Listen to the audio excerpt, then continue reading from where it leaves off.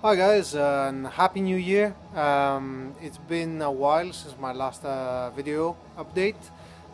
This is Vinyl Finds 91, maybe 92. I haven't checked. I was trying to do a video earlier, and it was sort of a response, or my 2 cents, if you like, on vinyl beliefs, audiophile and vinyl beliefs that Kris uploaded today. But just it wasn't meant to be. Every time I was trying to actually make the video, something happened, phone rang, this happened, whatever, and I just wasn't able to finish it. Sometimes I just lost track of what I wanted to say, and it started not making any sense. So I just left that, and I decided to do a proper vinyl finds video. Anyway, I did quite a few videos before Christmas. I did one for the 2014 purchases that I really enjoyed and whatnot, and which I hadn't done before, and it was I think it was quite good. I did, yeah, screw up on one, and I said, oh, geez, it's 2013, but doesn't matter. It was a good record, and I bought it in 2014, so it sort of makes sense. Anyway, I went back home for Christmas after like a long time actually. I hadn't been home for Christmas in a long time, and I wanted I always, whenever I go there, I always go to record shops, and this time was no different, but I usually go to the same places that I used to go before. This time, a friend of mine that lives here in the UK, he went back home. He's Greek as well. He went back home for Christmas, and he said, well, there's a place, there's a record shop. Have you ever been here? You should definitely visit that place. And it's like, I had no idea. I didn't know that place, and it was really funny because it's in an area of Athens that I visit quite often, because there are other record shops there, but I've never visited that place. So he said, you definitely need to go there, and I did, and sure enough, it was amazing, and I thank him for that. So yeah, and also I was thinking about that record shop and about record shops here in the UK, at least in London anyway, and I've ranted many times about this.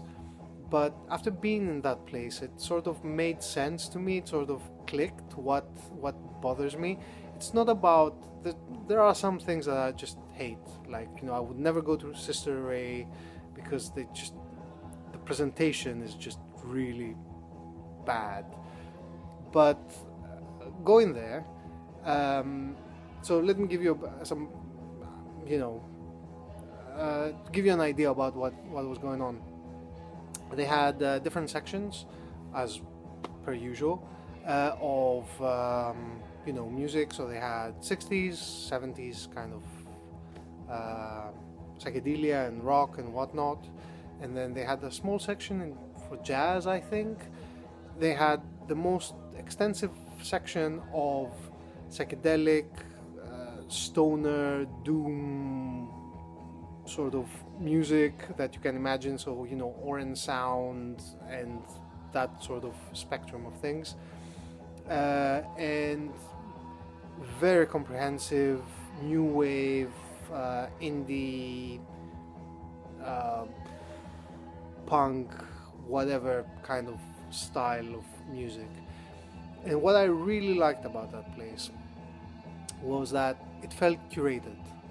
This is what you don't get here in the UK, and at least in most of the record shops I've been here in London, is that you go to a record shop, they have a box, it says krautrock on top, and you flip through it, and it's the same thing that you can find pretty much anywhere. That place, it had a section. It was like, in the 60s, 70s part, they had like a section of Italian music. So they had like, really weird, rare kind of Italian records, not used, reissues, but reissues from, that you cannot really find. They had krautrock, same thing. psychedelia, they had old stuff that was just new records, but older kind of stock. They went out of their way to find things. So they have like a section, and they say, so what can we put there that makes sense for this section, that we need to have for this section. It's not like, okay, we have a section, oh no, we have these records, oh, we need to create a section for it, okay, this is like psychedelia, put them there. And then they just flip through, I don't know, lists or whatever, or however they do it. It's like, what's available, okay, this. It's the difference between, you know, going to a grocery shop and going to something that is just, you know, really into it. I don't know, I think that is it. Anyway, I'll show you what I found. There are some records here. Okay, so this is new. I will show it in a bit. This is semi-new, so I will show it in a little bit further on. These are not mine. I will show it in a bit. 6 minutes already. My god, this video is going to be epic in duration. So, what's playing in the background? This is Pharaoh Overlord, and this is called Horn. It's a live record from 2011 out on Zwart. Actually, they had a lot of Zwart in this record shop. Like anything that Zwart put out, they probably had it in there. And a lot of Finnish bands, and you know, Reverend Bizarre. They had the box set. They had like 2 copies of the box set actually. They had a lot of stuff. So anyway, I got this one. Fair Overlord. They're a stoner sort of neo-krautrock band from Finland. Amazing stuff. This is their live album. This is very loud. They've done a lot more technical, like sort of not technical, but a lot quieter recordings. But this is like really loud. First song that's playing is Revolution. You might know it from Spaceman 3. Works really well. I got this one that has been on my want list for a long time. Magnetic Ring, out from 2009. Drone, electronic, just really spaced out kind of stuff. Kris had shown this and has been registered in the brain and has been on the want list for a long time. I got it there. Oh yeah, this is not from there. Yeah, okay, so went through the 60. I think that was the only record that I got from the newish sort of indie psych whatever section. I got this one from them, Probe 10. Probe 10. There is a recent reissue from Superior Viaduct. Is it Superior Viaduct? No, it's Lion actually. It's a progressive jazz, space jazz, whatnot, and I've listened to some bits of it online, and I was sort of on the fence. I listened to the album, and the album is quite good. It has a good balance of progressive elements and jazz elements. So yeah, if it was too proggy, then I would just not. Yeah. But this is really good, and this is like, you know, absolute classic, sort of obscure, kind of lost gem, blah blah blah, whatnot. Oh yeah, no. And then I got to the indie 80s new wave punk, yada yada yada, and I found a sealed copy of this one. Now, this is not new wave, this is not punk, this is Paisley Underground. This is the Before 3 O'Clock. This is their album that they made as the Salvation Army. This was sealed. I opened it up to listen to it. It sort of is a little bit worn here at the top because the shrink has opened up, but yeah, well. And yeah, they issued this as a Salvation Army. The Salvation Army got pissed off with them, so they took it off the shelves, or I don't know what they did with it, and it was reissued as this. Now the before 3 o'clock became the 3 o'clock, and this is the before 3 o'clock because yeah, this is really good Paisley Underground psychedelic sort of throwback sound from the 60s. I don't know if this is too loud, I'm not sure, I hope it's not. And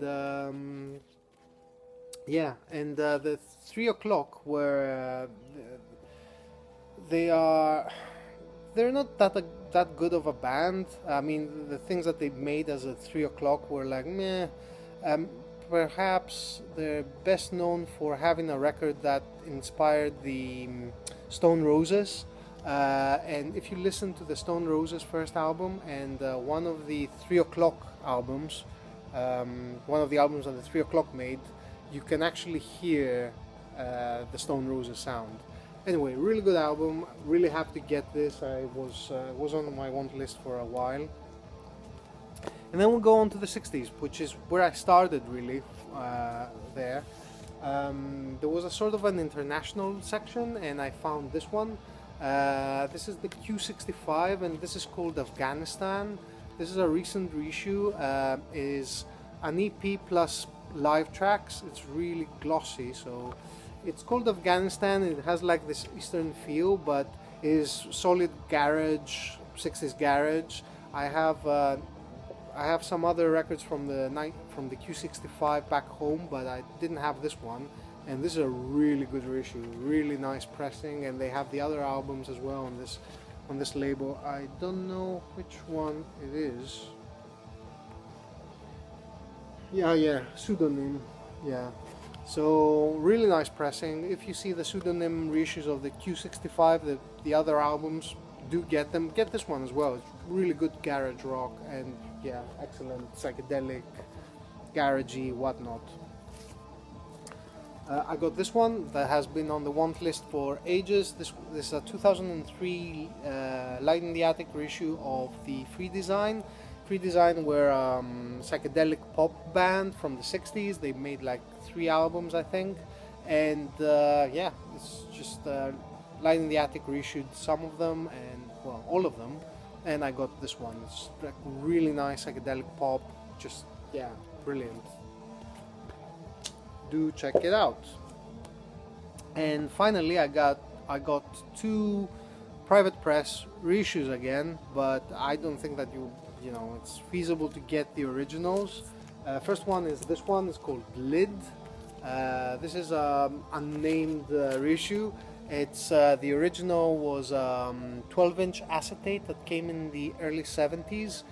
Not a lot of information on the band itself, and it's like really good, you know, acid psych, basically, really good stuff. It has been reissued a few times. There is a 10-inch by Karma, and then there is this version that is 12-inch, and it's like the original. But yeah, I mean, I like this cover better than the Karma cover. And finally, from that shop, I got Christmas. Which is it's not a Christmassy album, it's a psychedelic album. It's from Canada, private press. Originals, I guess, are very expensive. This is really nice reissue with a heavy cardboard, and I don't know if you can see it. Plays really well, and I think that it sort of resembles what the original would have been. But yeah, excellent stuff. It's going to be a bitch to find anything on YouTube by these guys, because obviously you put Christmas and all random crap come out, and I don't have the there are no tracks here, so I don't know, I cannot really tell you any specific songs that you could potentially look for. Oh no, they have it here. So here's some songs that you could look for. Christmas, Just Suppose, Your Humble Suitor, Sorry I Bore You Victoria, Oasis. Here are some, you know, just to check out. The Lid one actually doesn't have any. Yeah, so this one has some, so helpful maybe, I don't know, could be.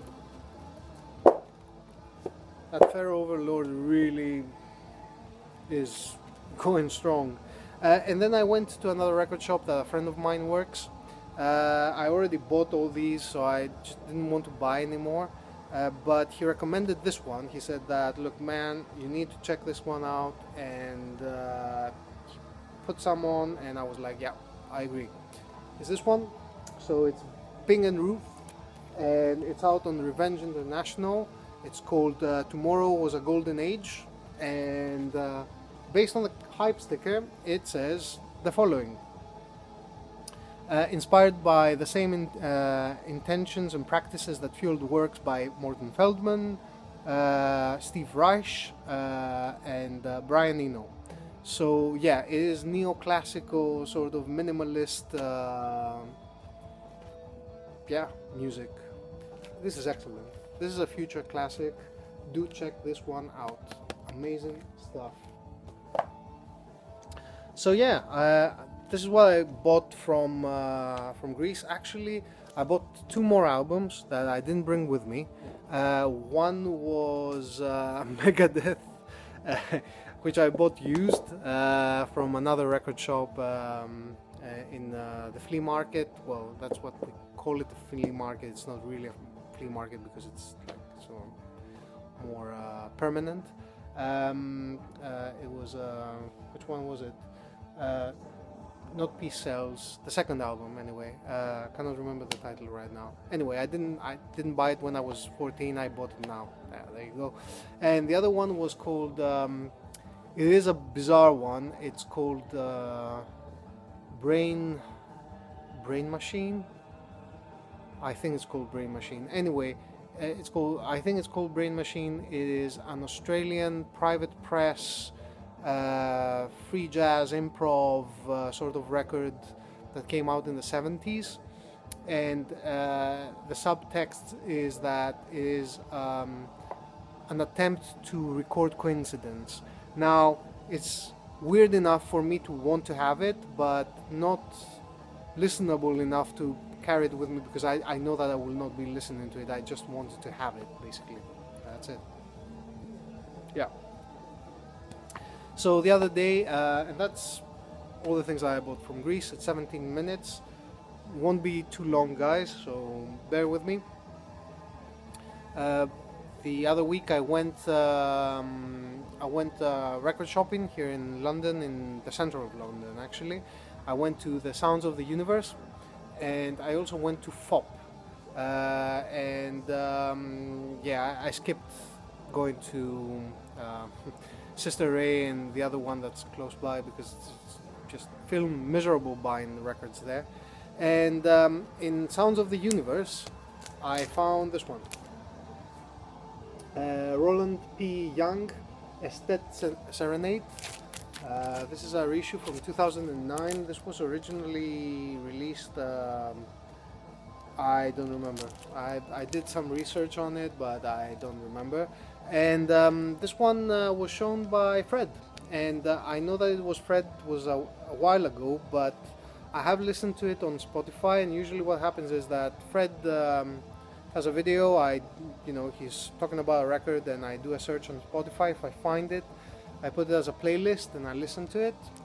And I had the playlist, so I had to listen to it, and this is amazing. This is like electronic ambient jazz, electronic ambient, and it's supposed to be jazz, but it's electronic ambient, to my ears anyway. Fantastic, amazing record, and just stoked to find it, really. It came out in 2009. I'm surprised they still had copies. This was brand new, so yeah. That was from Sounds of the Universe. And then I won't show these, I will show this one, which is quite interesting, because this record confuses me. Not the record itself or the music, but I am confused with the pressing. So this is a record that I wanted to buy for a while now. This is the Trials of Van Panther by Midlake. Midlake are, I think they are American. I want to say American. They've done 3 albums up until now. This is a 2006 album. They've done one in 2010, and they did one like last year, I think. The main guy behind them left the band around the second album. Uh, Album 1, which is this one, and 2 are just absolutely amazing classic kind of indie.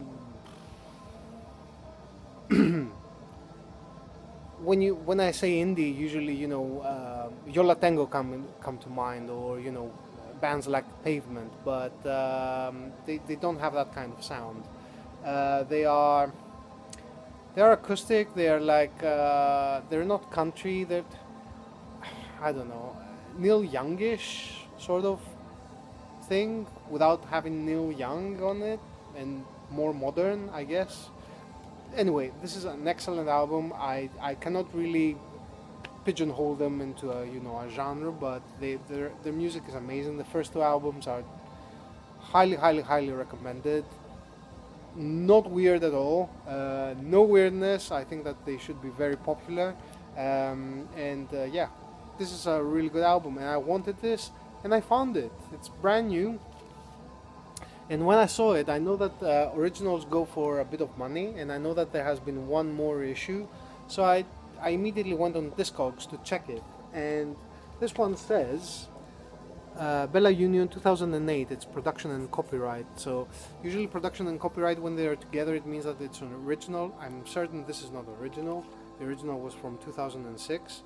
And then I was like, okay, and on Discogs it had the 2006 reissue and 2010 reissue. It didn't have this one.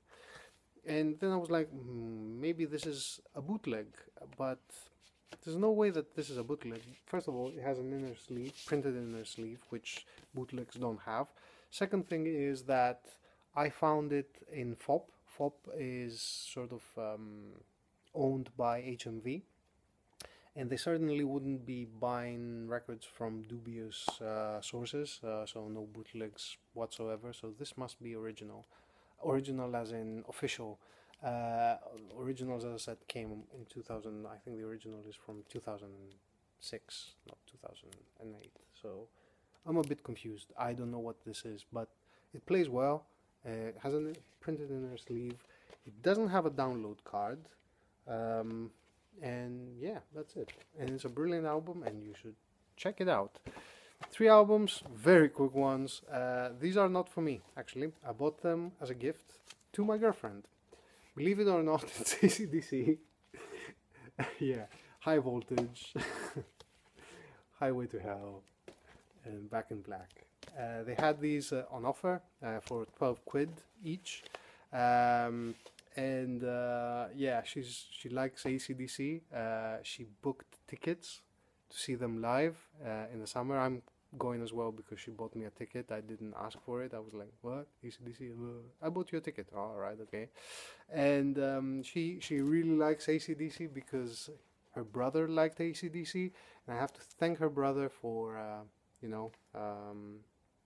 because she likes me buying records because of her brother. So and these are hers. These are not mine. These are hers, actually. So she has Arctic Monkeys, and now she has this. And finally, 2 albums that I got this morning. I haven't had the time to open them up, and it's the Dual Planet reissues of Turkey Shoot and Chain Reaction. I knew about these, they had come out, but I saw Big Star's video on, he was showing Chain Reaction, not this copy, this version, not copy, this version. He showed the original, and I was like, oh yeah, that's, maybe I should buy this.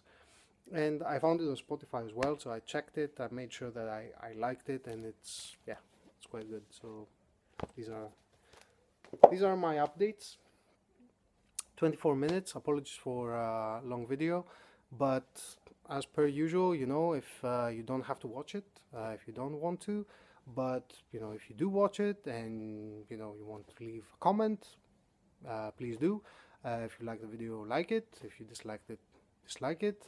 If you like this kind of thing, subscribe. If you think that what kind of crap am I watching, unsubscribe, and as always, yeah, hope you enjoyed, and we'll be seeing you around maybe soon. Who knows? Maybe I'll do a video on to do that, my 2 cents on audio thing finally at some point.